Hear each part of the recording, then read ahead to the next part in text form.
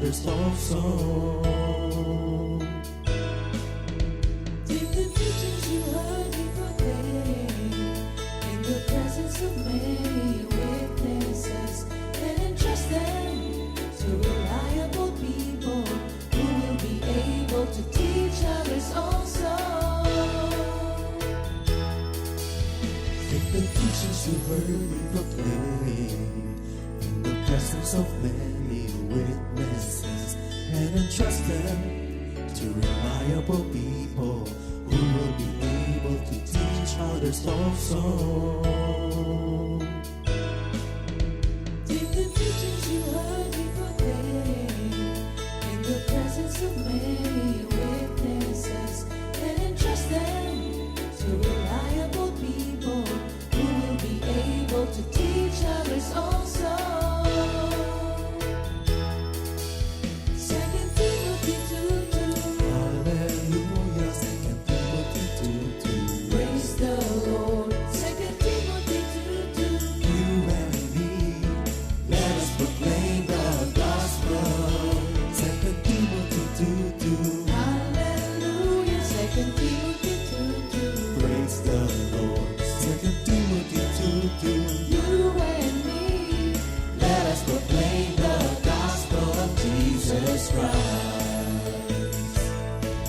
Take the teachings you heard me proclaim in the presence of many witnesses, and entrust them to reliable people who will be able to teach others also. take the teachings you heard me proclaim in the presence of many witnesses, and entrust them to reliable people who will be able to teach others also. Second Timothy 2:2. Hallelujah, 2 Timothy 2:2. Praise the Lord. Second Timothy 2:2. You and me, let us proclaim the gospel. 2 Timothy 2:2. Hallelujah. Second Timothy 2:2. Praise the Lord. 2 Timothy 2:2. You and me, Let us proclaim the gospel of Jesus Christ. The harvest is plenty, but the workers are few. As for me and my house, we will serve the Lord. We will serve the Lord.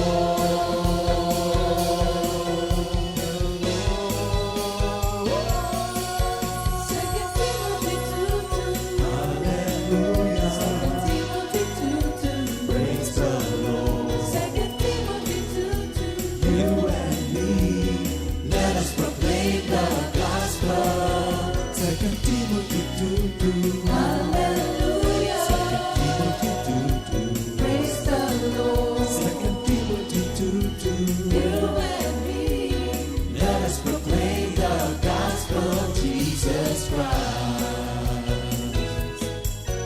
2 Timothy 2:2. Hallelujah. 2 Timothy 2:2. Praise the Lord. 2 Timothy 2:2. You and me, let us proclaim the gospel. 2 Timothy 2:2. Hallelujah. 2 Timothy 2:2. Praise the Lord. 2 Timothy 2:2. You and me, let us proclaim, live up His name, delighting the Lord for His goodness. Let us proclaim, live up His name, delighting the Lord for His goodness. Let us proclaim, live up His name, delighting the Lord for His goodness. And He's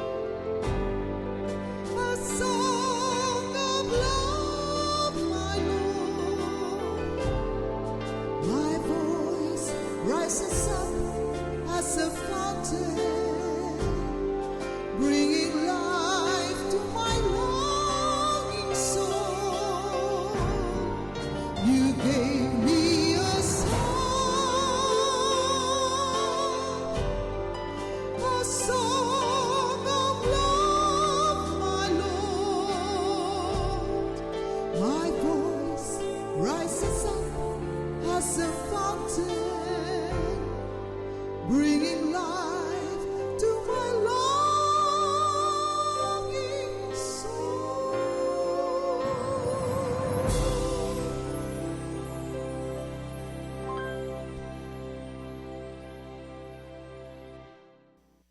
Ay, good morning po mga kapatid at welcome to our Saturday series of Awit ng Pag-ibig na alam kong excited na kayo ngayong Sabado na sino na naman kaya ang kakwentuhan ni Minister Ernie. At sa umagang ito, napakapalad nating makasama natin ang wala sa Pilipinas, pero pinaunlakan tayong makasama natin siya at makipagkwentuhan.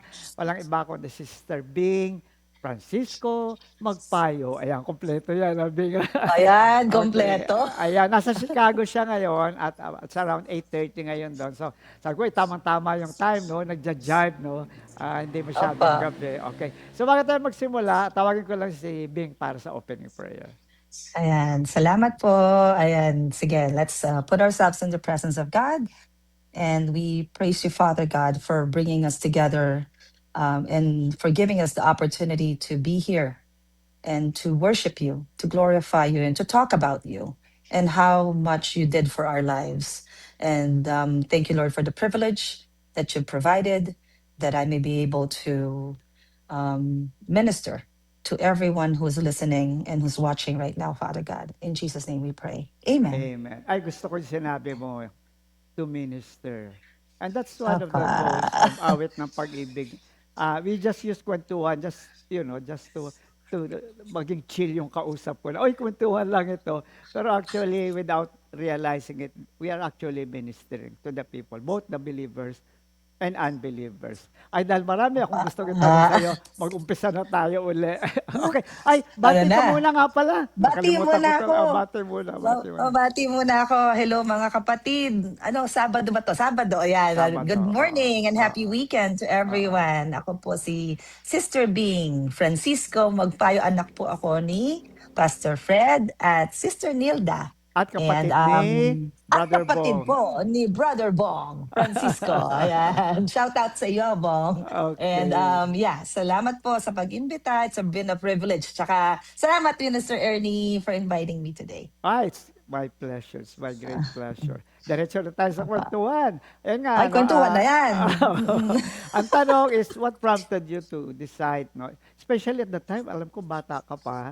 And then, ano yung mga challenges and some of the ways by which you were able to navigate your way, especially as, well, first of all, as a person, and of course, as a Christian. Single ka pa nung kasi nung pumunta ka dyan, di ba?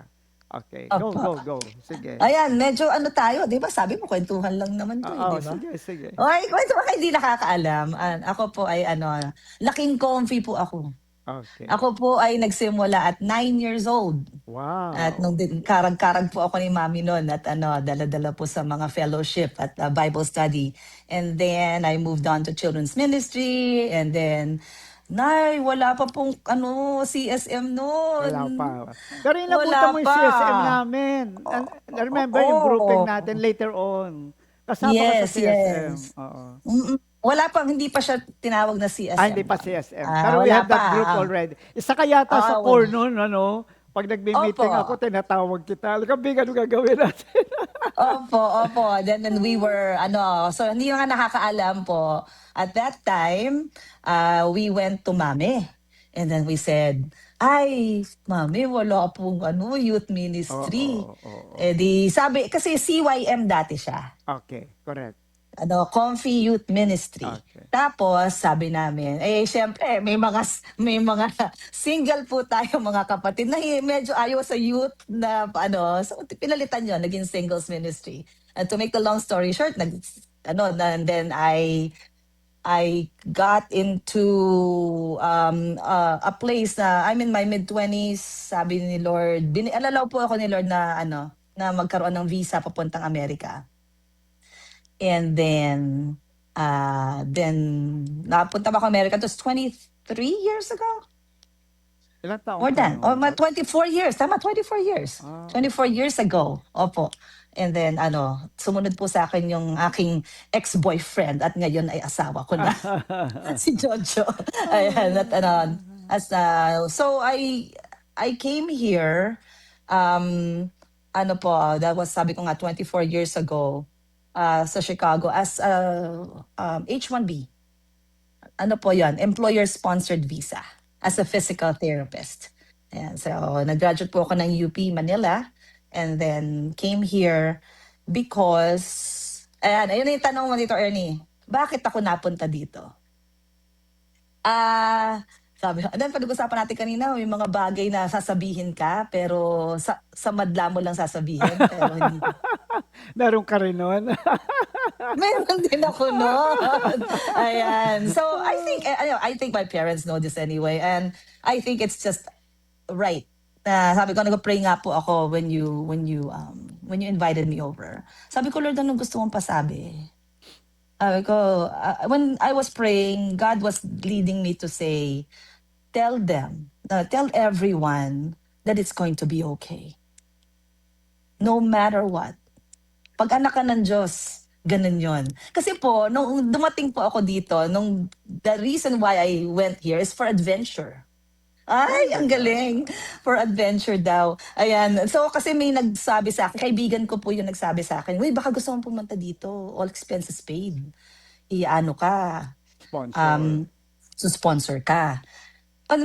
When you're in the early 20s, ang gusto mo lang talaga, makawala sa magulang mo. Natural tendency yata ng lahat ng bata. I guess natural, di ba? Na gusto mo malayo, gusto mo mag-independent. You know, you wanna be independent. Kasi po, ang daddy at mommy ko po, they're very successful in their careers. They're so successful. They have their own businesses. And I've always lived in that shadow. Di ba? Na, ay, anak ni Mr. Francisco, ni ARF, tsaka ni BSF. They have their businesses and it was like it's either I become a doctor or I take over their business. But I know in my heart na, mana ko lahat yun. Okay. Kumbaga, in a way. So, in my young age, I thought to myself, no, I have to make it on my own. Okay. Kailangan. So, pumunta ako dito for that. Kasi, ang ko naman, kapag hindi naman nag-workout, pwede akong bumalik ng Pilipinas. So, 24 years later, nandito pa rin po ako. So, ano yung mga shocking moments mo pagdating mo dyan na, wow, ganito pala dito? Ano yung mga adjustments? Adjustments. Also, adjustments. Yeah. Unang-una, weather. Kasi po, kalamig po sa Chicago. Windy City. That's the first thing, windy city. So, weather, kung paano ka gumalaw, di ba? And pangalawa, it's the culture. Yeah. Magkaiba po talaga ang kultura ng Amerikano at ng Pilipino pagdating po sa values when it comes to family and friends. Hindi po madali ang dito. It's a culture of isolation and it's a culture of sinasabi po nila na individualism. Can you expand a little bit on those two big words, individualism and isolation? At saka paano mo siya na-overcome? Ayan po, sige po. Kasi dito po, ang isolation, yung culture of isolation, para bang ka-individualistic ang culture is because, pansin nyo po dito, wala naman po kami mga gate. Wala pong gate. Wala yan. Pero wala kang makikitang tao sa labas. I think, depende po syempre kung saan ka sa Amerika, right? Kung nasa city ka and everything. Pero more so of, the culture here is more so kanya-kanya. Walang pakialamanan. I don't mind your business. Walang bihira ang marites. But it can lead to really being isolated. Kasi ikaw lang, trabaho, uwi. Yan, pamilya mo. Lalo kapag dito po, kasi ako po, wala akong pamilya sa Chicago. I have no family. So, I only had my friends, Okay. which nakikita ko lang pag weekends. Pero hindi pa rin pareho, kumbaga, ang trato. Siyempre, iba pa rin yung may pamilya ka. So, it was very hard for me. Kasi nasanay po ako sa comfy. Laking Ah. comfy nga po ako eh. Oo. Ay, bawat lingon mo, may tao, ang Bible study every Wednesday, may prayer meeting kami every Friday, may Sunday fellowship sa umaga, tapos may youth ministry sa Sunday afternoon, tapos marami pang kung ano-ano. So, And paano ka... then, Yeah, go ahead. pagdating dito, Wala. totally wala. Oo. Ay, na-shock po ako talaga.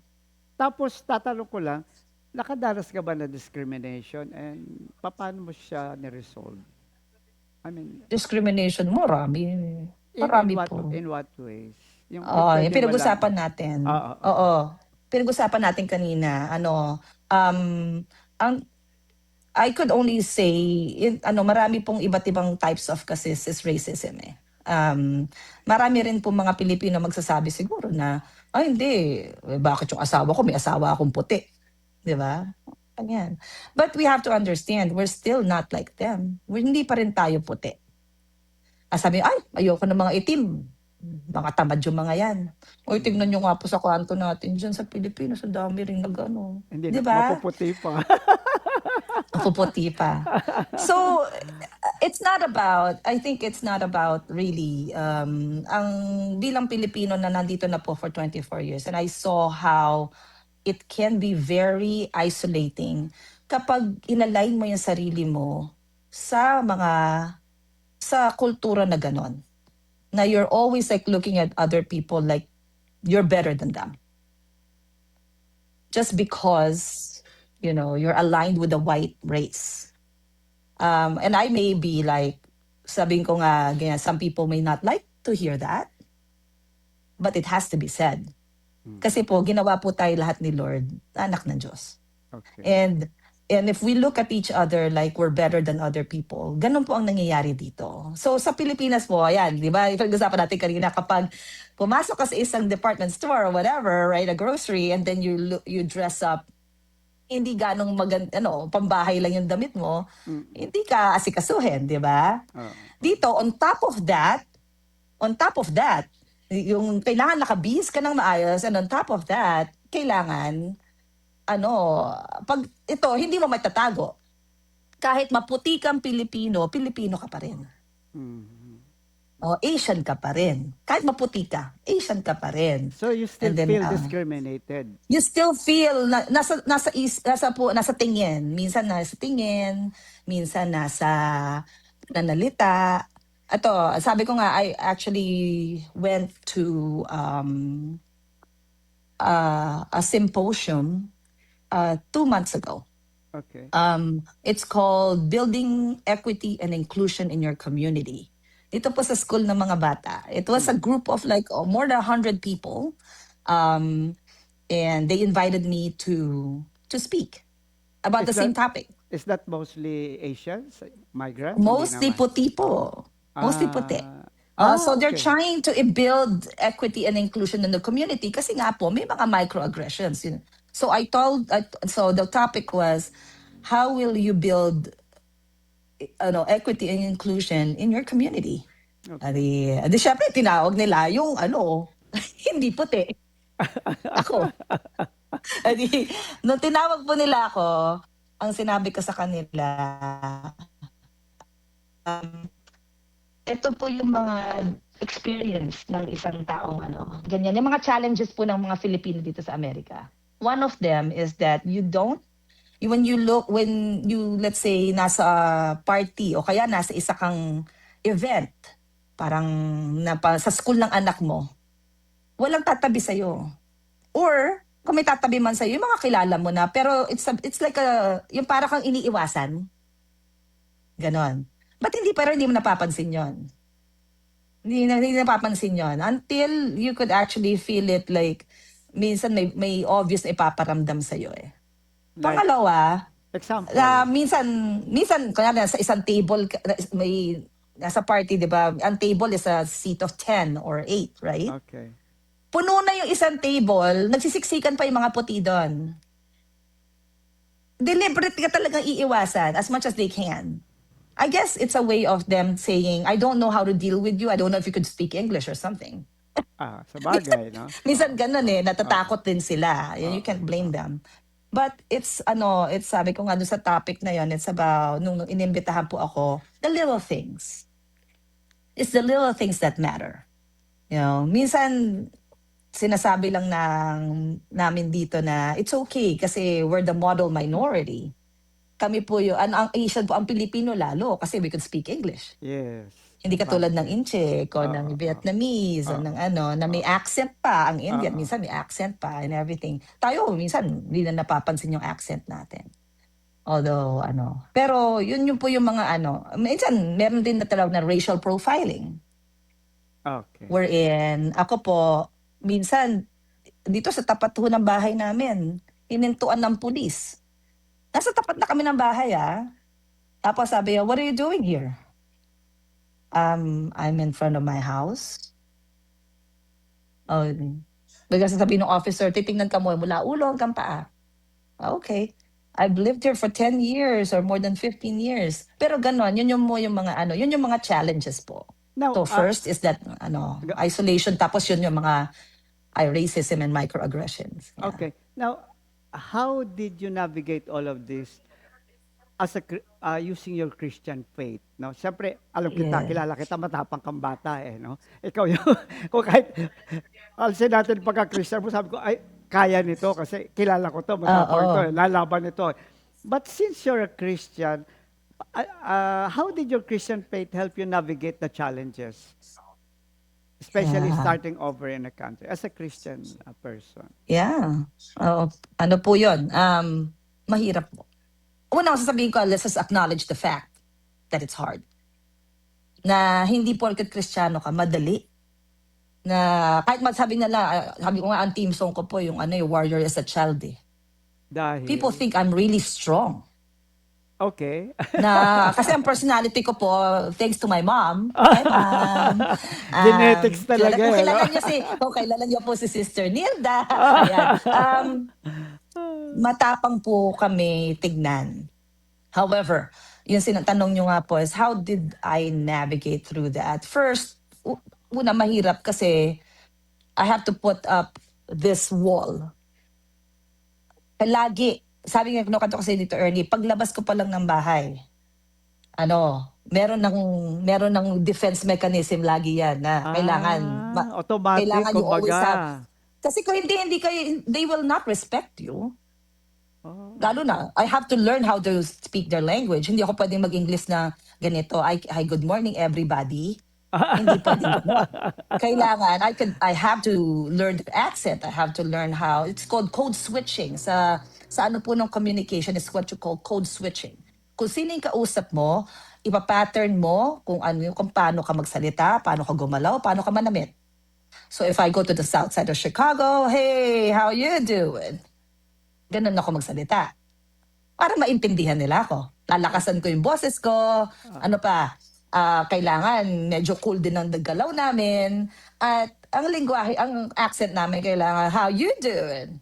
Okay. Girl, So, assimilation talaga. assimilation. Kailangan mag-code switch ka. Nakakapagod po yun. Oo nga. Kaya nga, with your faith operating in such a situation, how did your faith life help you in this? Kasama dito siguro, nabanggit mo kanina sa kwentuhan, yung magkaroon ka ng communication sa ibang tao, especially kung Christian ka. Yeah, would you like to talk about that? Yes, and the only thing, after all of Monday to Saturday yun. Kung magtrabaho po ako noon, 60 hours a week. I look forward to Sundays. Because that's the only day I could be myself. Because sabi ko nga, blessing po talaga na meron po kaming hindi ko nga alam, ito nga sinasabi, God will put you in a place. Kahit saan ka pumunta, hindi ka iiwan ni Lord. This is Psalm 139 to a T.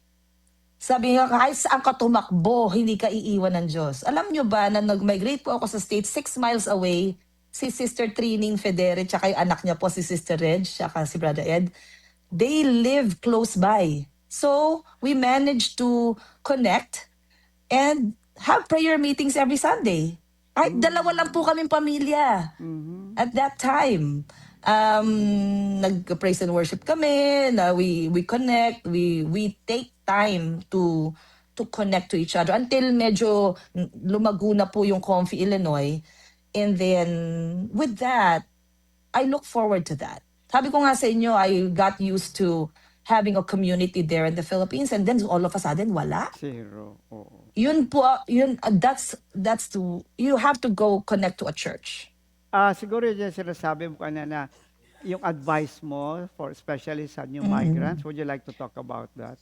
Na, Yes. okay. Don't isolate yourself. Wag mong isipin na yung kultura sa Amerika, kailangan mong i-adapt. You don't have to. Because it's okay to be an American or kahit saan bansa ka nandun. Kasi nga, pag Monday to Saturday, okay, ano ka na eh, yun na yung ano mo, di ba? You try to adjust to them, but have a Sabbath. Hindi man Sunday, yun nga eh, Shabbat. You have to rest. And you have to connect with other Christians, especially your co-Filipinos. Wag lang yung kayong pamilya. Wag lang Huwag kayong kayo. lalang. Hindi pwede, hindi kakayanin. God didn't make us to be, isolation Christians. We are built for community. And that is what I've learned, Tito Ernie, is I think, sabi ko nga sa iyo, that's what kept me sane. Kasi, Talaga? siguro, inisip ko, Tito Ernie, sabi ko nga talaga, sabi sa inyo, I wouldn't be here, and I don't think I will be talking to you right now in this manner. I will testify to anyone who hears it na sa dami po ng pinagdaanan ko sa buhay dito, and it wasn't easy.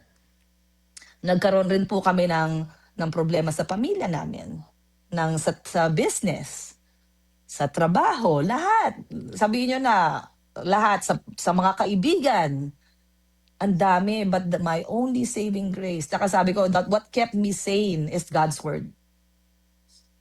Saka yung komunidad ng mga Kristiyano. Aside from my own family, you have to connect. You really have to go out. At saka siguro, Yun ang- ang sinasabi mo is, hindi kailangan, like sasabihin, diba, ay may church naman ako eh. Pero yung church niya, ay maaaring puro puti, di ba? So, what we're saying is, you look for your roots somewhere, or at least connect with those people with the same Ground. roots. Right? You have to ground yourself. Kung Yes. wala man, kaya nga sabi ko, nakakatuwa nga dahil ngayon, nung nagsisimula kami, wala pang ganito. Phone card pa po. Uy, ang mahal nun Ang mahal ng phone card. Wala pang ganito. But now, we really don't have an excuse. Right. You could always form a community. You could always form and reach out to other Filipinos and Kasi po, I also belong to a church here na sa Christ Church po dito sa malapit lang rin po sa amin. Mga puti rin po 'yon. But I found Filipinos. Yung isa pong matagal na rin siya, 20-something years na rin po siya doon. But you have to really go out of your comfort zone. You have to reach out talaga. No? You really have to reach out. Kasi you will discover na sa sarili mo na ito ko. Na God is going to use me in so many different ways. All I have to do is get out of. Sabi mo, ay busy ako. Yan na. Ito na, Tita Ernie. Ito na yung busy ako. Lagi kong Ito, naririnig yan. Ay, sa Amerika, ako ang labandero, o kaya ako ang lahat, ako ang kusinera, ako lahat. Which is true.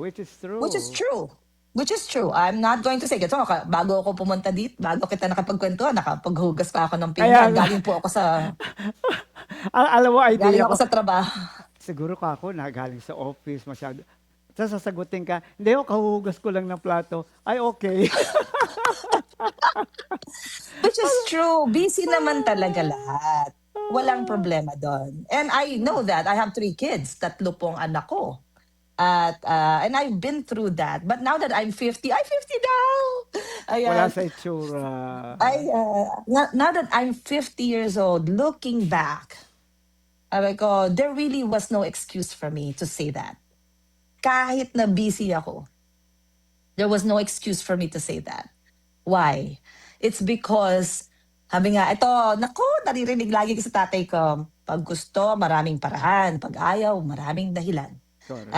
Laging sinasabi ng tatay ko. But looking back, really, ang time is, we're all given 24 hours a day, 7 days a week. Correct. Equal Tama. lahat. Tama. It's just a matter of, really prioritizing. Hindi mo naman kailangan talaga ng isang oras, 2 oras. It's more so of calling a friend or calling a co-Christian. Di ba? Ito naman. Meron ako isang specific question. I'll go a bit more personal. Abay, ganun. Ayun. Okay. Baka hindi naman tayo, yan eh. Lagi. Yung isang Magkakilala naalala tayo mo matagal lang, na. naalala mo, yung journey mo, no? Isa lang na pwede mong i-share sa amin. Was there a moment when you felt God's guidance in a particularly clear way during your transition? Alam mo, there was God's intervention at that point, maybe because you were going through a struggle, or you were in a loop, whatever it is, or you were facing a blank wall, and then you knew at that point that God, kasi sabi pa kanina, di ba, hindi ka iiwanan niya, lagi na dyan yan. So, parang, okay, masyado kumbinsido tong taong to, salamat sa Diyos. Now, can you give us one particular situation na, maybe it was difficult, it was parang, sabi mo nga, it'll go insane, or something na medyo may share mo sa amin na, alam mo, kinausap ka ng Diyos doon, alam mo, gumawa ng paraan ng Diyos doon, nag-orchestrate siya ng situation doon.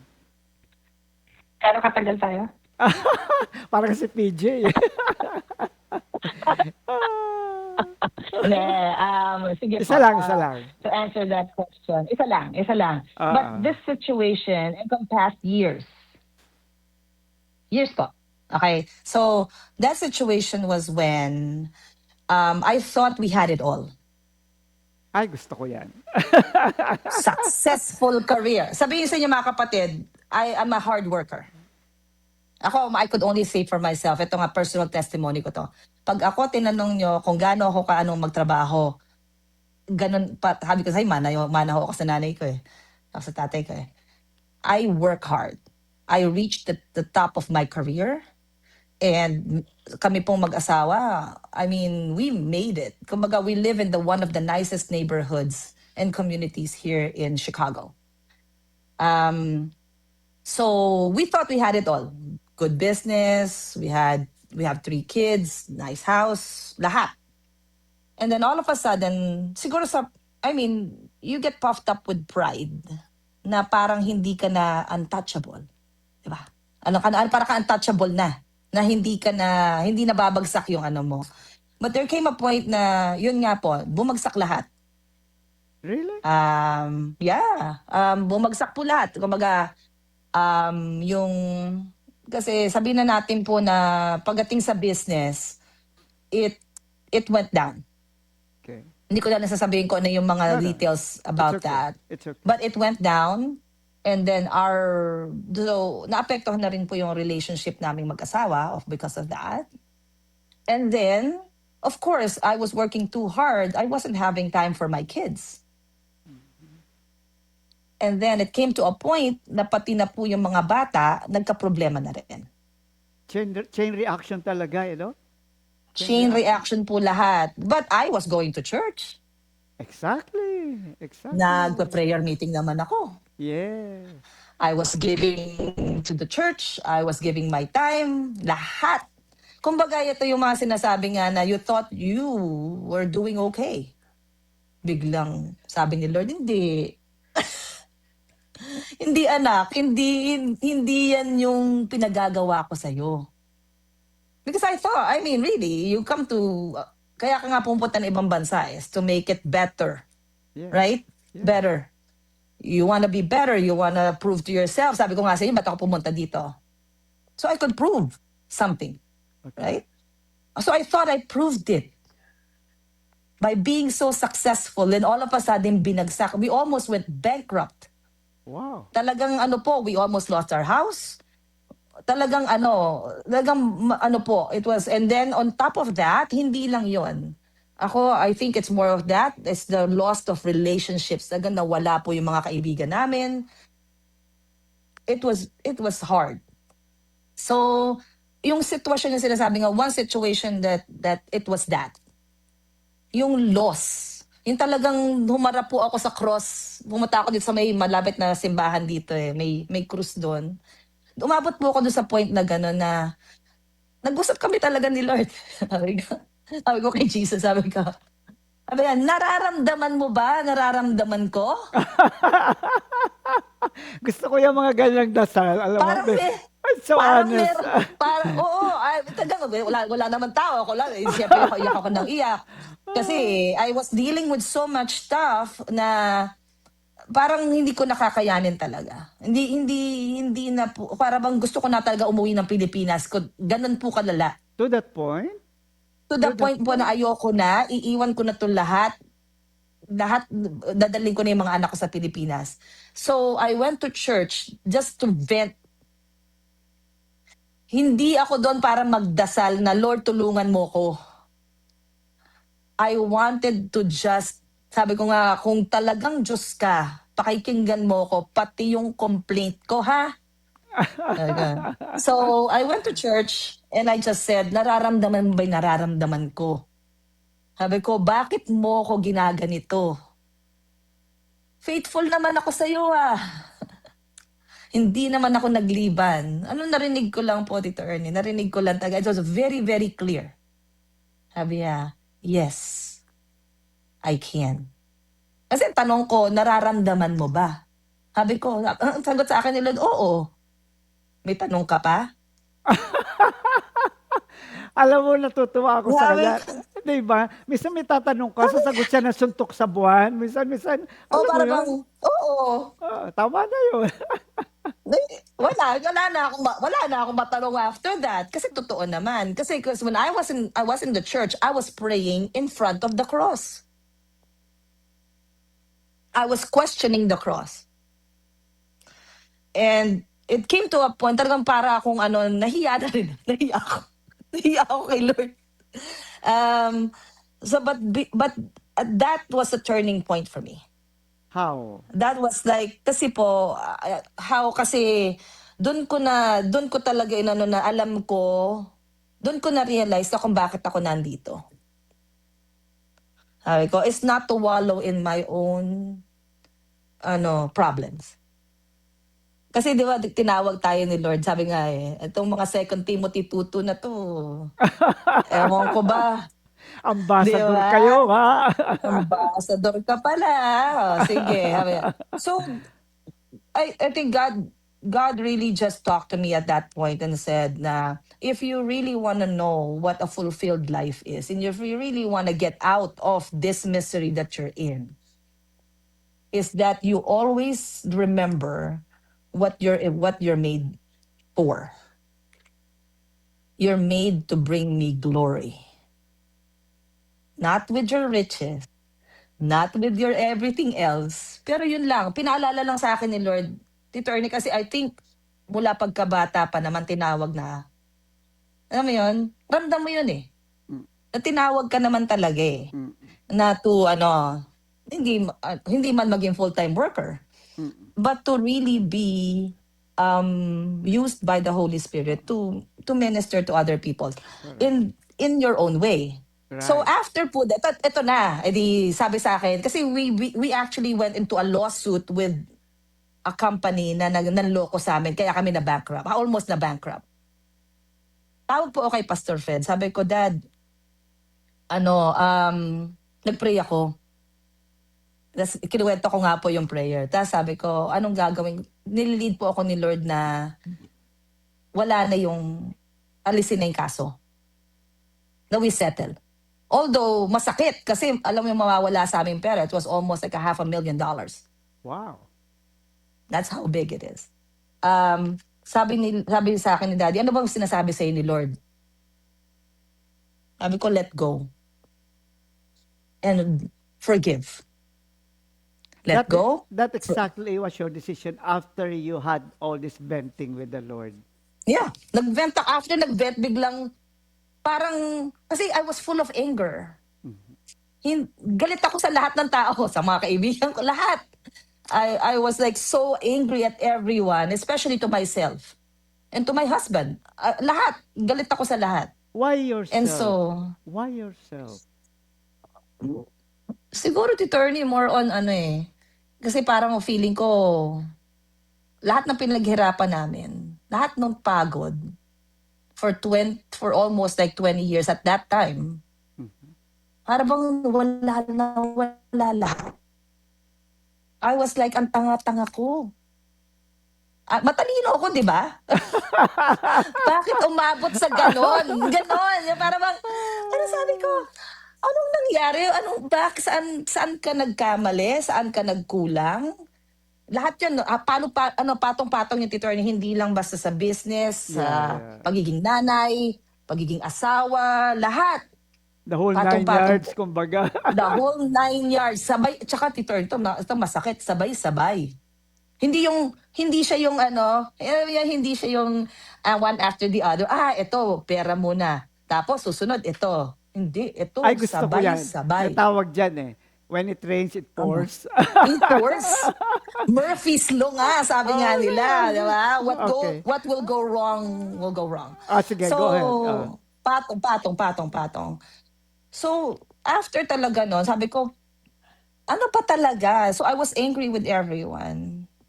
And after I prayed that prayer na nararamdaman mo ba talaga? Hindi, lumaki ako na kilala kita. Kala ko kilala kita. I thought I knew you. I thought you're gonna bless me. I thought you're not. Alam ko magkakaproblema ako, pero hindi naman ganito. Ganito. Exactly. Kuta na. Wag naman ito. So, Diba? I thought, itong isip mo bilang Kristiyano, para bang nangyayari lang yan sa iba. Kasi may kasalanan sila. Kasi meron silang ganito. Yung pala, ang malaking kasalanan ko talaga is I focused really on hindi lang sinasabing myself, but inwardly, within my family. Parang yung pamilya mo lang, ako lang, kami lang, ito lang. Yung sabi niya, isolation, because I was so focused on just building me and my family. Kami lang. And I totally forgot, really, naamin ko talaga, I totally forgot what life is all about. So, that time, binagsak ka wala ka na, talagang bottom of the barrel talaga, as in talagang dapa talaga. Masasabi mo bang kinain ka ng sistema at that time? Opo. Kaya inalaw ni Lord na magkaganoon. Because you were already going somewhere else. I was, yung buhay dito, hindi nyo aakalain Pilipino ko. Kunyari sa trabaho, Tito Ernie, ganito na lang. Kunyari may Pilipino nag-uusap na, naku, Pilipino pa naman. Hindi naman Siyempre, I hear them behind my back, right? I don't tolerate that. Hindi ako, kung boss, hindi ako, You confront I don't, medyo nakain po, kasi nga, ang Amerikano, very straightforward yan. Correct. Very, yan. Tapos mamaya, ay ka magkape. Wala lang nangyari. Wala lang. So, I assimilated myself to the culture here, to the point na Amerikano ko. Na hindi mo ako mahahalatang Pilipino ako pagdating sa trabaho, hindi mo mahalata. So, yan, binagsak ka talaga ni Lord na to the point na sabi sa akin ni Lord, tigil mo na yan. Stop. So, nag-pray po kami ni Pastor Fred, ni Daddy. Tapos, nilid po kami mag-asawa ni Lord na let it go. Bitawan nyo lahat. Sabi, Lord, $500,000. Dollars yan, hindi ang peso, Dolyar po yun. Pero sabi nga ni Lord, akong bahala sa'yo. Yun lang po narinig ko sa Isaiah 55. Tsaka yung Jeremiah 29:11. Hindi ko po, yun lang po yung dalawang words dalawang scripture na narinig ko at that time. That my thoughts are not your thoughts. My ways are not your ways, says the Lord. Talagang, sabi niya, hindi babalik ang salita ko nang hindi yan na-fulfill ang kailangan niyang gawin. And I chose you for a reason. Kaya ka nandyan sa Amerika. Sabi ko, Lord, di ba nandito ako para magtrabaho? Hindi. Sige, okay. Humihirit pa eh, no? Humihirit eh. Edi, after po no, it was hard. It was a process. Hindi po yung isang araw. It was a process. What I do remember though, is that after that,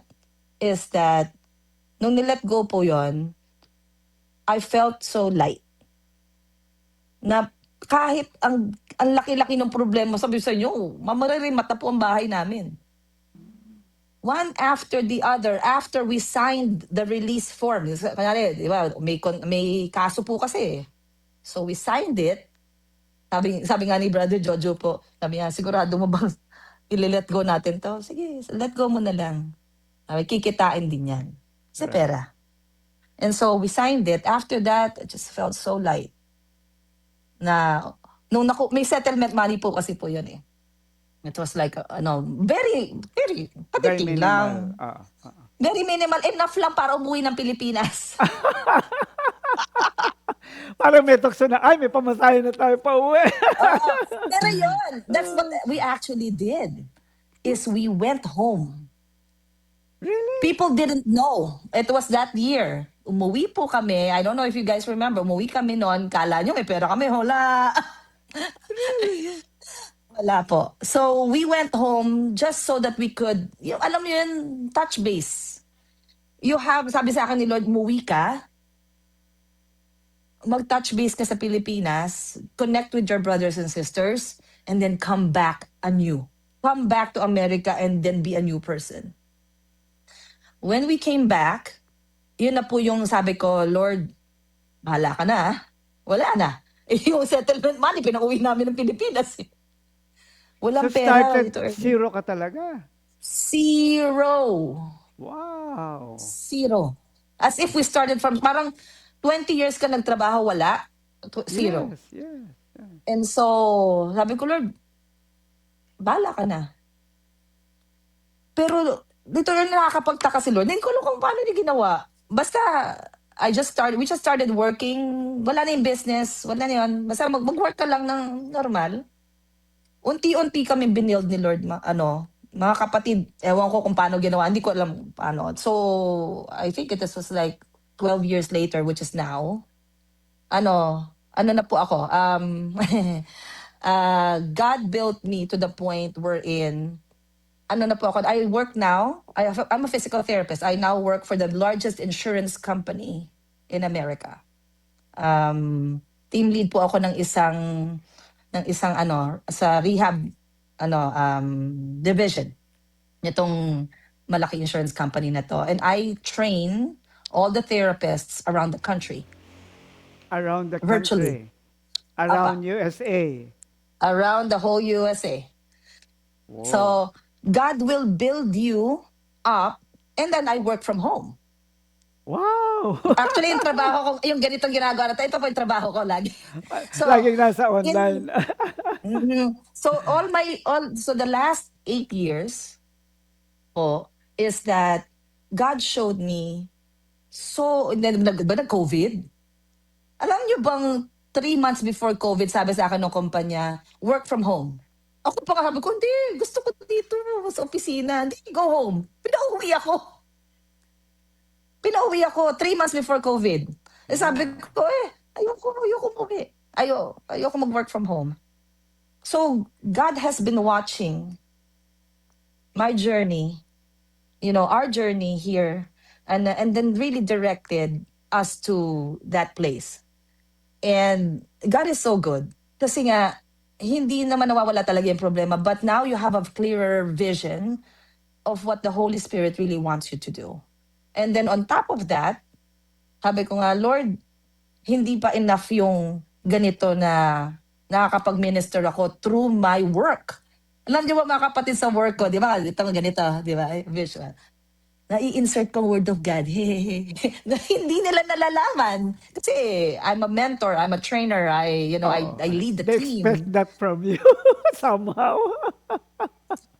So I can't really just, preach God's word like that. Na, no, but pero every time I try to encourage somebody, every time I try to tell them, "Hey, you did a good job" or something, it's one way of ministering to that other person and then encouraging them and all that. So I get to fulfill yung original na sinabi sa akin ni Lord na gawin ko. Miski sa trabaho. Alam mo yan? Tapos, which is like perfect for me kasi yun naman talaga ang gift ni Lord sa akin. Oh, And then, di ba therapist po ako, so hindi na ako nagtitreat ng pasyente. okay. Pero sa church na inattend ako, nag-put up po ng disability ministry yung for kids. Yung mga kids na, na may... So sabi ko, Lord, ganyan ka naman. Ibang klase ka talaga. So, ano po ako doon, coach po ako doon sa ministry na yan. And Okay. so, full circle. I mean, full circle. Ah, Yun. may gusto akong tanong. Alam ko para bang irrelevant na kasi dahil mo nang sinabi. Pero this is a question that I want you to confront yourself at this point. Sino na si Bing Mhm. ngayon? Ay, sino na ako ngayon? Teka, sino ba ako noon? Hindi ba, may mga sinabi ka noon. Oh, what were the Yes. I'm sure no one is perfect naman. But I'm sure Mhm. after you went through that, which was exactly not easy, ikaw yon. Mhm. I want you to look at yourself right now. I want you to, Yes. and see, being ikaw ito ngayon. Mhm. Manong tanong yan, Tito Ernie. Ano ako ngayon?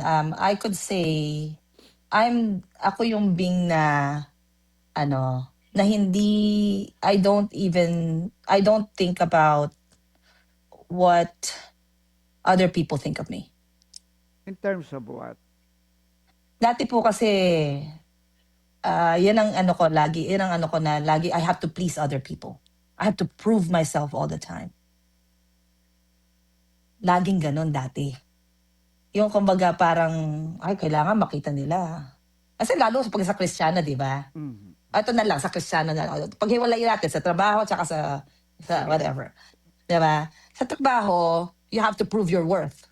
Di ba? Kailangan, lagi kang kaya nga umakyat ako eh. Okay. Kaya nga umakyat ako sa trabaho dahil I showed them what I got. Di ba? Ganun sa trabaho. Sa pagiging Kristiyano, ito naman. Sabi, naku, kailangan appearances. Kailangan, thank you Lord, na bless ako ni Lord kasi ganito, ganyan, di ba? Yan yung mga na, ay, binigyan ako ng trabaho, binigyan ako ng blessing, binigyan ako ng ganyan. So, miski, ewan ko, narinig niya rin na rin yung sharing ng parents ko. People look at us like we're the ideal family. Right? So, dati, ganun, yun yung feeling ko, ganun ako lagi na I always have to put appearances. Na kailangan makita ng tao na okay ako. So, ngayon, yung Bing po ngayon is I don't care anymore. Would I you really say don't. you made yourself more vulnerable? Yes. Number one, vulnerable. And yung audience, ito na talaga, sabi, audience of one. Yeah. Sama One. ako dyan. Sama tayo dyan. If you're going to ask me right now, after whatever I've been through a lot, Attorney. And I think I can't really share other things that pero I've been really through a lot to the point po na it was really hard.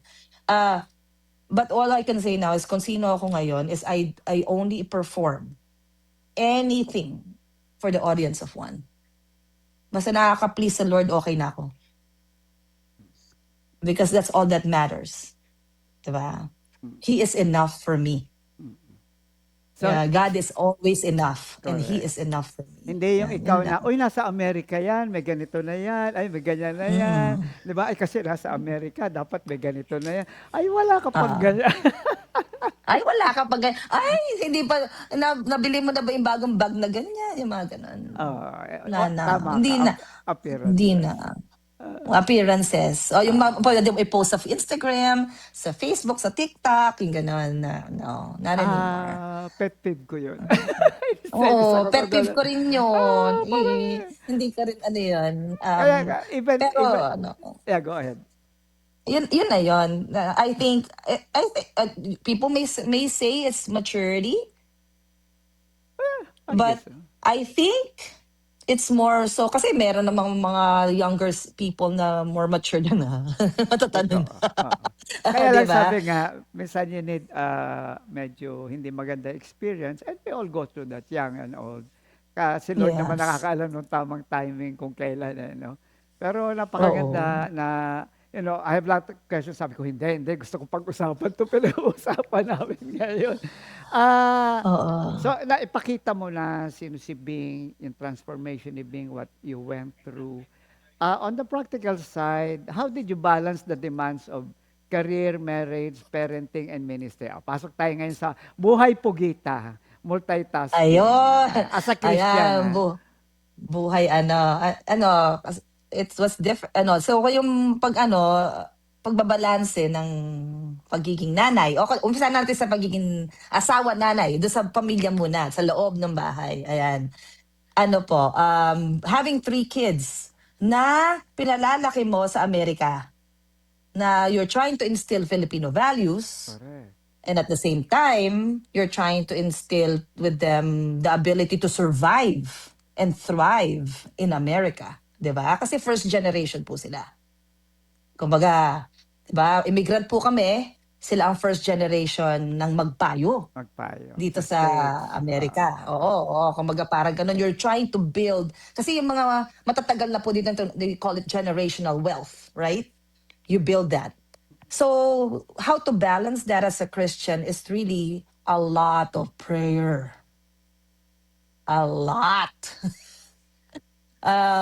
Yung naalala ko po nung bata ako. And I think, again, glory to God that I grew up with parents who valued prayer. Nung bata ako, hindi ko nakikita yung value nun. I didn't see it. Kasi nga, pray na naman. Prayer meeting na naman. Ayun naman, di ba?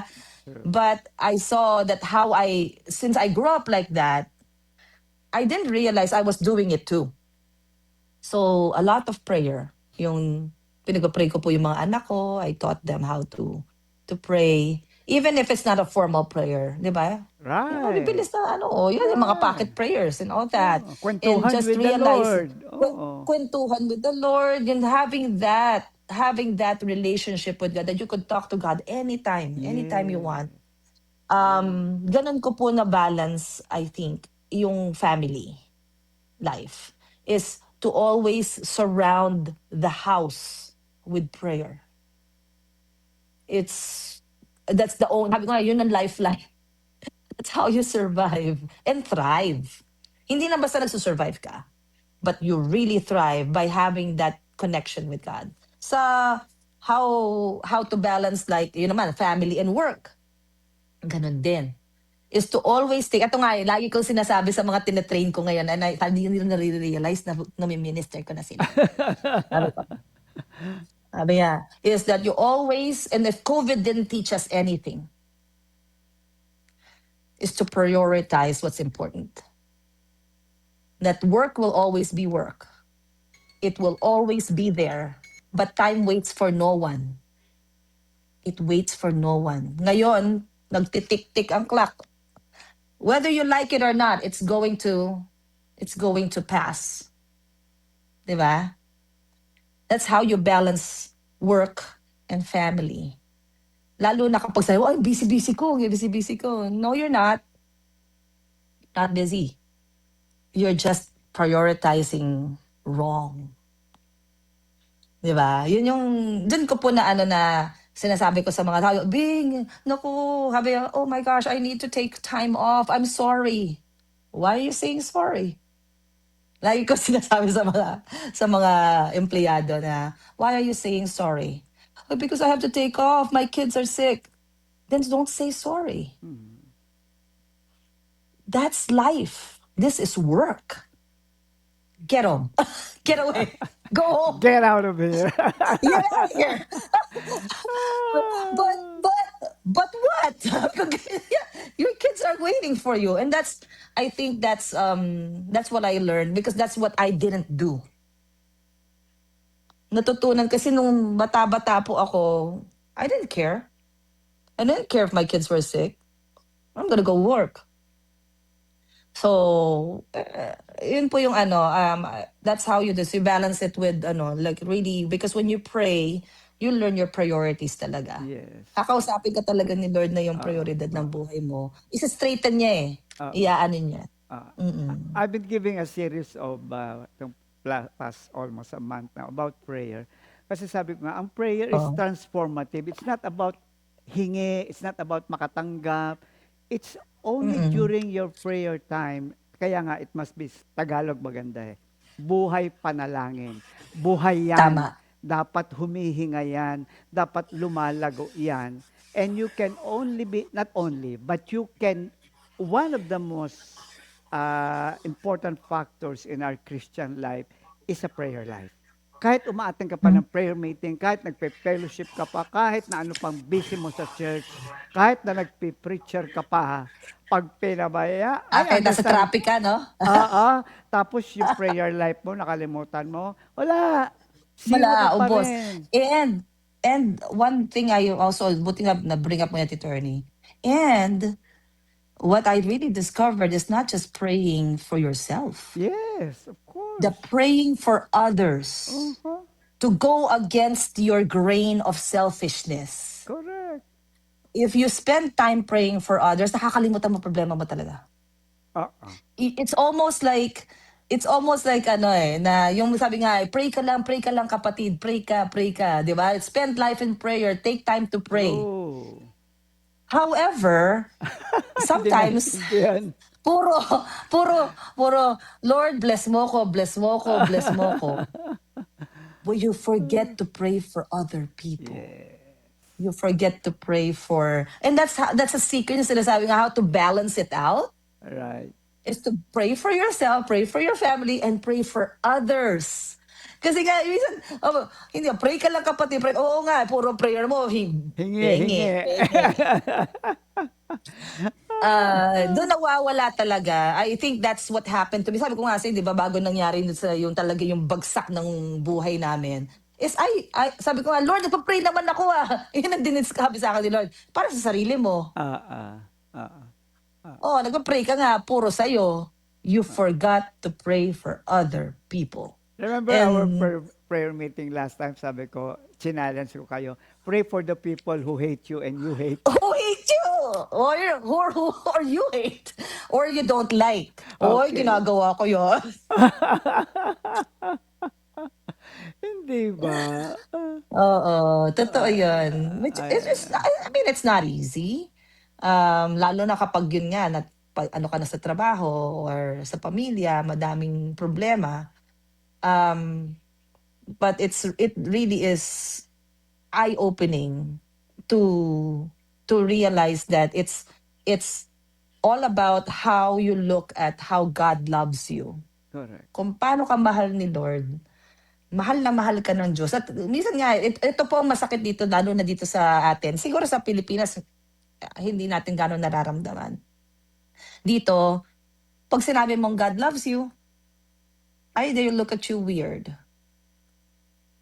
And what really is hard sa pag-minister, pag-evangelize po dito sa Amerika is to have people believe that God loves them.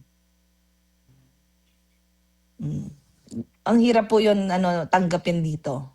Kasi very individualistic nga na para bang talaga, mahal ako. Lahat naman to ginawa ko para sa sarili ko. Correct. So it's hard na But that's I heard the story nga, meron isa tayong kapatid na, mga ano niya isa, ando na sa creme de la creme na ng Philippine Mhm. Society.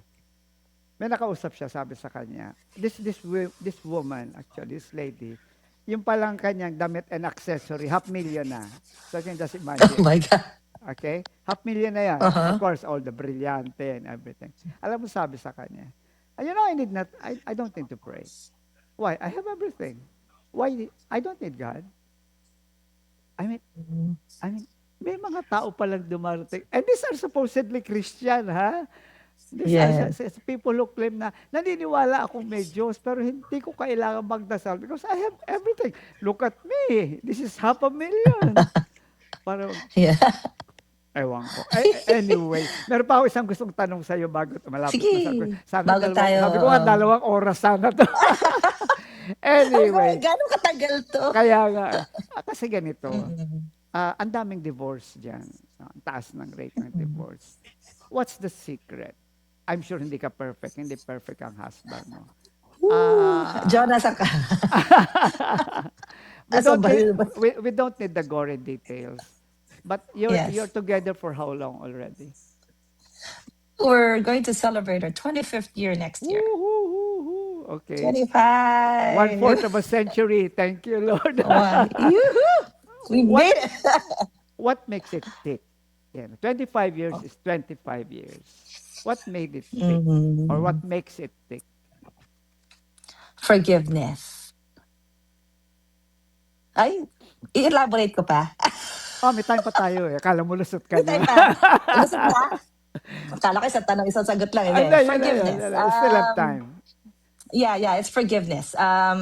For some people, marami na tayong teachings tungkol sa forgiveness, right? Madali yung teaching eh. Mahirap pag andyan na eh. Yeah. And it's not just about forgiveness on the big things. Although we went through all of that too. But the little things. Yung kasi sabi nila, ano ba yung sabi ng papatawad? And some people will always say, sige, patawarin mo na, let it go. Yeah, kapatid, pag hindi ka pa nasasaktan, hindi mo pwedeng sabihin yan. Napakadaling mag-advise. Totoo yun. You can't do that. Correct. But what we learned as and he approves this, and na as husband and wife, it's that realizing that there comes a point in your so syempre sa umpisa, I mean, 'di ba? Masaya and everything. Pero when it builds up, yung mga resentment, yung nagpapatong-patong na inaano mo na, hayaan mo na. Hayaan mo na. Asian yan eh. Tama na. Okay lang. Sige na, tama na. Tama na. And then it comes to a point when it builds. And you realize you didn't really forgive. All you did is what we call cheap forgiveness. Wherein, para matapos na lang. And that's, I think, when we realized, at sabi ko nga sa inyo, patong-patong lahat, di ba? Totoo yan. Totoo yan. Nung Very time na yun, Asian yan. Ang Asian one of ganyan them. eh. And that's one of them, is that we went through all of that with the storm in our relationship na sabihin ko talaga na off na, ayoko na, throw in the towel, sulian na ng sing-sing, ha? Oo. Sulian na, Dumarating suli sa tayo. magulang. Dumarating Oo, tayo oo. dyan. So, yun yung tinatanong mo, Tito Ernie, na how is to really just say that I'm forgiven by God. You're forgiven by God. Hindi tayo perpektong mag-asawa. And we have to strive to always look at each other that we're forgiven by God. Therefore, I have to forgive you. But it's not cheap forgiveness. Kasi ang cheap forgiveness is hayaan mo na lang. But to truly say that if you hurt somebody, or lalo na yung asawa mo, na nakasakit ka, is to truly say, I forgive you. And to truly say na pinapatawad kita, hindi dahil sa mahal kita, kundi mahal ka na din. Sabi ko, I love you with the love. Kasuhan po namin ni Brother Jojo. Kasuhan namin. I love you with the love of the Lord. Yan ba, minsan yung tukso namin pag minsan nagkakainisan na kami. Because it's true. It's true. It's because if it's just our own love, your own definition of love, it's not gonna True. work. True. Oo. Pero kapag nakikita mo yung asawa mo at na ano mo, naiintindihan mo na hindi perpekto to at ako rin hindi perpekto. Tapos, pero ang perpekto lang ang pagmamahal ng Diyos sa inyong Sa dalawa. dalawa. At pinapatawad mo yung tao hindi dahil sa mabait siya o mabait ka, kundi dahil, ay, palpak na naman tayong dalawa. Oh, I love you with the love. Kakanta na lang kayong ganun-ganun. So, but no, seryoso, seriously, it's true. It's to always just have that space. Have that space for forgiveness. Sabi nga, ba't pinatawad mo pa? Eh, ganyan na yan, ganyan. Sabi niya, well, hindi naman ako perfect, hindi rin siya perfect. And as long as there's repentance, yes, there you go. You know? Kasi hindi naman pwedeng one way lang. Diba? Oh, pero yung Forgiveness is one way. Reconciliation is two ways. Two-way street. Pero yung forgiveness, one way yun, di ba? Para bang command din Lord yun eh. You have to forgive. But the option to reconcile after, is dapat mag-meet really yung effort ng dalawa talaga. mag-meet eh. You have to meet in the middle and not just forgive just because sabi ni Lord eh. Parang kita eh. So yung forgiveness Hindi, it talaga, doesn't work that way. forgiveness is really, hindi yung, kasi kahit nagsabi ko, I forgive, masakit pa rin, di ba? For me, forgiveness Yeah. is more of a commitment. Okay? It's not that, okay, I did my part. Hindi yung, okay, I made that commitment. Pero hindi magsabi nito, okay lang, di ba? It's still a process. It's still a struggle. Yeah. There's still a lot of doubts. There will be a lot of questions. But, yung act To of choose. Oo, at unang-una nga is yung commitment na I committed myself first to God. Why? Yeah. Because I expect God to do something about it because I committed. Alam mo naman, kahit magsabi ko na, I'm sorry, galit pa rin ako dyan eh. Hindi ba? Totoo. So, andun, Yeah. I believe forgiveness is more of a commitment na no matter It what, is. you go back to it because I committed myself to God. Kung ako lang, mauubos ang commitment ko sa'yo. So, I commit Tubo. myself to God kasi siya, dahil nag-commit ako, may gagawin ka. Kaya nga kami nagpakasal eh. Kasi alam namin kulang yung commitment namin sa bawat isa. And that brings you to a journey. To a journey Yes. that you would realize na pwede pala. Pwede palang matignan ko siya uli ng tama. Pwede ko palang tignan ito ng ganito. Meron pala akong hindi nakita sa kanya. Meron pala akong nakita ring mali sa sarili. You know, it's a journey na akala kasi ng isa, Yeah. forgiveness, And it's- okay na. And it's, okay na. Tsaka hindi, yun, para bang yun nga, sabi mo nga, you forgive one another and in the process of forgiveness, you're also forgiving yourself. Yes. It's of because course. when you start hating and yan, actually yun ang na-realize, when you start hating yourself, you start not forgiving yourself, you can't give what you don't have. You really can't. Kumbaga para bang, kaya impatient ka sa asawa mo kasi hindi ka pasensyoso sa sarili mo. That's why you don't tolerate other people like this. O yung asawa mo, konting gawin lang, may ano ka na. It's Yung because pala, may problema ka sa pagtingin may sa asawa problema mo. ka. Oo, sa sarili Oo, mo kasi rin. nga, you're reflecting that. And it's very important that you really talk about your commitment to God. Correct. Actually, yun yung napagkasunduan namin dalawa when we went through that storm in our relationship is that we have to make a choice. We have to make it real this time. That we have to commit ourselves to God, not just through a contract that we signed 20-something years ago, but to really commit our relationship to the Father. Pag hindi natin ginawa to, importante pa ba tong relasyon na to? Yes or no? Kasi kung hindi na importante, we better separate. Right? But if this is important, we have to work on it. Yes.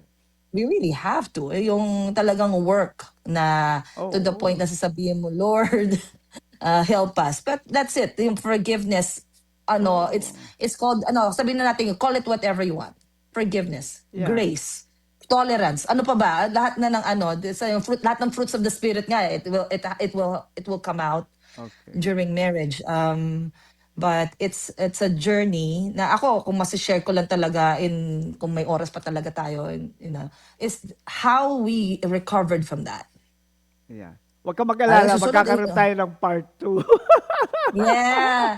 And how we recovered from an almost divorce. Yes. Kaya nga kasi alam ko mataas ang divorce rate niya. Kaya nga sabi ko, ano Opo. yung Yeah, sekreto? it's a Anyway, you we know. have a few more minutes. I'll leave that time with you. Your last words to them. I don't know. What does God want you to tell the viewers and the listeners? What would you like to leave with the people who would hear this particular segment? You have Yeah. about 2 hours to do that. About two, Tell the viewers. about Go two ahead, go hours ahead. to do that. Okay, okay. First, I really want to thank my Comfy family. Oh, shout out to Farah. Hi, Sister Farah. I want to thank my Comfy family for always being there for me. Number one. Kasi, little do we know, I think the importance of really having a community. Una, is hindi mo marirealize na, I think I shared this already. I don't know if you remember that when I went home. Yun yung hindi nyo Yeah, I alam kung remember bakit that nung ako. mag-share ka dito. Yes, nung nag-share ako dyan, hindi nyo alam na bankrupt ako nun. Oo nga.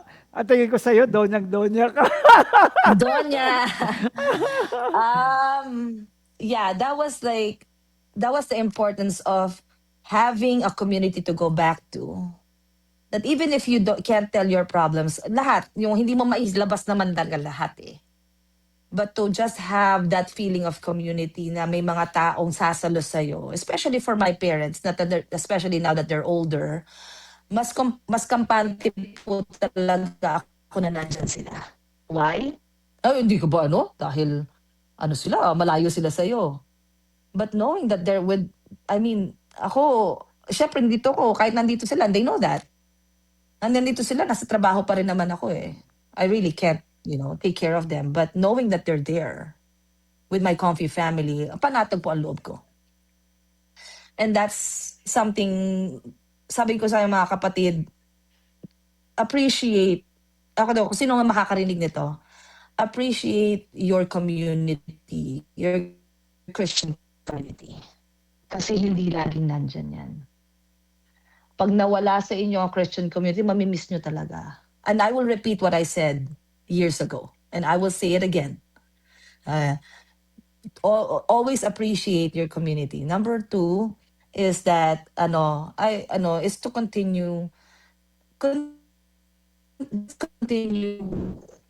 loving the Lord. Because He won't stop loving you. Always remember, sabi nga, di ba, lagi yan, John 3:16, for God so loved the world, and make it really, really personal. Just make it very personal na sasabihin mo talaga, mahal ako ni Lord. And I could say it over and over. Di ba, lagi tayo, di ba, ni Attorney, mahal ka ng Diyos, mahal ka ng Diyos. It's, no matter what we say, it really is about God's love for us and how we perform our daily activities and our daily lives to the audience of one. Do not let other people, your environment, your social media, your work, whatever is surrounding you right now, to dictate how you live your life except for the audience of only one, which is God. Pag yun ang ginawa mo, kapatid, ang sarap ng buhay. Correct. Yeah. So that's what I would leave is that na hindi nawawala ang pagmamahal ng Diyos. At kung ang buhay mo ipapattern mo lang talaga na gano'n na siya lang talaga because He is enough. He is more than enough. Thank you. Ayan. Salamat. Jesus' name. Amen. Samahan mo muna ako. Magbabati muna ako ng happy birthday to you. At nakakatuwa kasi ngayon, ang may birthday number 1 ay si Eloida Akayan. Oo nga, Happy nakakatuwa. birthday, Stella! Happy birthday, Bong! Ayan, also Sister Sofia Borja, Sister Lilia Miranda, Sister Julie Caray, and happy wedding anniversary. At least may wedding anniversary tayo ngayon kay Brother Ray and Sister Levi Gicaro. Ayan, ito isang one Happy happy anniversary couple. po! Happy anniversary. Happy birthday and happy anniversary.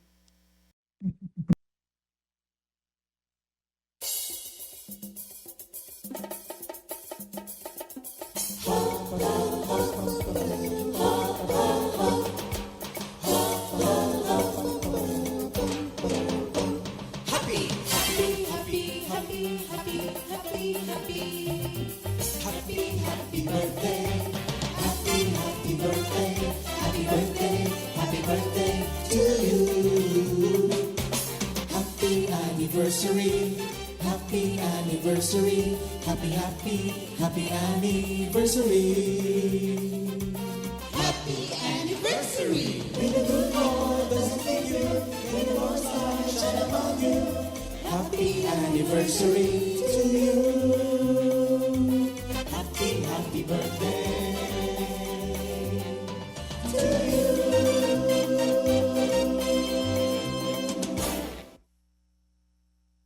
Ayan, happy birthday, happy anniversary.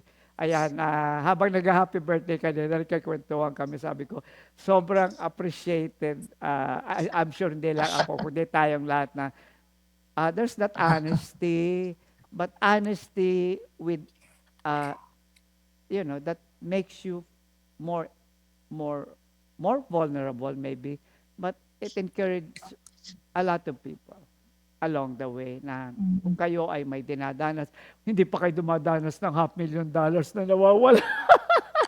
Hindi pa kayo dumadanas na ito nangyari. Meron pag, may kakwentuhan nga ako ganyan ngayon. Sabi niya, brother, sabi ko, hindi ka nag-iisa. Ako rin dumadanas. Alam mo yun, when it rains, it pours. But you can see from the story na it's an ongoing story. Wherein God continues to work in the lives, especially the life of our sister Bing, na there is that victory. There is that assurance that The blessed assurance. the blessed assurance na andyan ako. In fact, nauna na ako. Kaya kung saan ako, sa kita dali, sumunod ka ha, kasi nauna na ako. Sabing Nakikipag-bargain pa rin kay Lord, no? maraming salamat. Naku, inabot ka na ng gabi. Alam ko may pasok ka pa. Okay po. Maraming salamat at hopefully we'll have a part 2 next time, ha? God bless you. Okay. God Sige. bless. God bless po. Magpapaalam na po Okay, kami. bye-bye. God bless. Bye-bye. Maraming salamat. Bye-bye. Bye-bye. 2 Timothy 2:2. Hallelujah. 2 Timothy 2:2. Praise the Lord. 2 Timothy 2:2. You and me, let us proclaim the gospel. 2 Timothy 2:2.